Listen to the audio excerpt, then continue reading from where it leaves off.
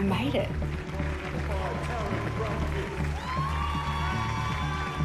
So standing there on stage, I expected to feel like I had arrived at the place that I had worked all of my life to get to. I had the perfect bikini body. It's what so many women think about and are driven to have. And in that moment, all I could think was, to have what I've got right now has taken too much sacrifice, too much time, too much energy, too much obsession, and it's just not worth it. I remember being backstage and listening to the conversations that other women were having. I wish I had more of this. I wish I had less of that. This bit's not great. It was shocking. It was like, gosh, you guys think this too? So I'm standing there in my moment to shine in my perfect body, and I'm not happy. And some of the women around me weren't happy either. And it got me thinking, how the heck is anyone else going to be happy with their body?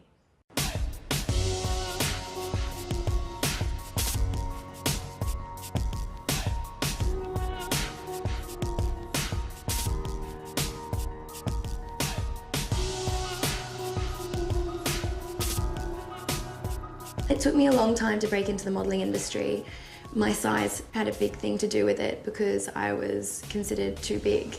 I was a size 10, I'm currently a size 12, and agency after agency turned me down, and I was told that I would be considered a plus-size model.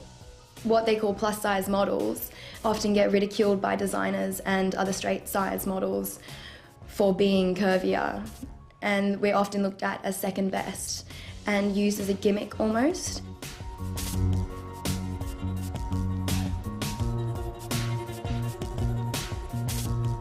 People outside the modelling industry that see models like myself and of bigger dress sizes all labelled as plus size sends a skewed body image perspective, because then a young girl will look at that woman that's the same size as her labelled as plus size, and that's sending the message that she's not slim enough. It's extremely damaging, especially with the mannequins they use in stores, which are impossibly tiny. Very few women are naturally that size. So for a woman walking to store and seeing the clothing on the mannequin looking beautiful and she's wanting to wear it, and she goes and tries it on in the changing room and it doesn't hang on her properly, it doesn't flatter her figure, it's very damaging, it's very upsetting, it's frustrating. You end up thinking you're the problem. The woman trying the clothes on is not the problem, it's the clothing and the designers. I have seen so many women struggle with body image.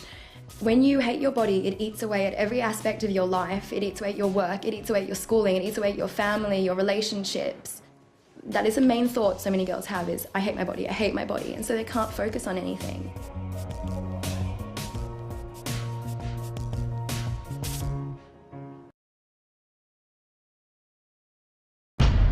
Das Thema betrifft praktisch alle Frauen und Mädchen, die ich kenne.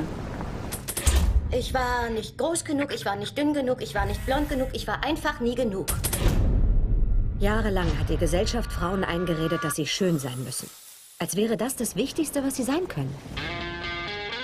Nachdem ich 3 Kinder bekommen hatte, hasste ich meinen Körper.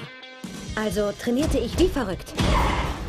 Und dann stand ich da, in meinem perfekten Körper und war unglücklich. Zu viel Zeit, zu viele Opfer, zu viel Besessenheit. Und das ist es einfach nicht wert. Ich will nicht, dass es meiner Tochter einmal genauso geht. Deshalb mache ich mich auf die Suche nach Antworten. Warum hassen so viele Menschen ihren Körper? Und was können wir dagegen tun?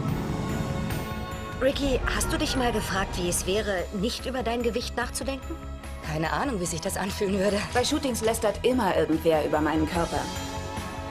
Ich litt unter Depressionen, weil ich meinen Körper hasste. Niemand sollte sich zu Tode hungern müssen, nur um so auszusehen wie ein Frauenmagazin. Das Thema war viel größer, als ich jemals gedacht hätte. Als ich ein Vorher-Nachher-Foto auf Facebook postete, brach ein Sturm los. Sie zieht sich nackt aus, um Frauen zu ermutigen, ihren Körper wertzuschätzen. Das machte Schlagzeilen in Paris, London, Berlin, den USA. Es ging um die ganze Welt. Es hat mich komplett verändert, die ganze Art und Weise, wie ich mich selbst betrachte. Mein Körper ist kein Schmuckstück, sondern ein Instrument. Es geht im Leben nicht darum, sich selbst zu quälen, weil man nicht die Figur hat, von der die Medien einem permanent sagen, dass man sie haben muss. Du öffnest deine Arme, um andere zu umarmen. Für mich war das Gold wert. Mein geliebtes Mädchen, verschwende keinen einzigen Tag deines Lebens damit, Krieg gegen deinen Körper zu führen. Umarme ihn.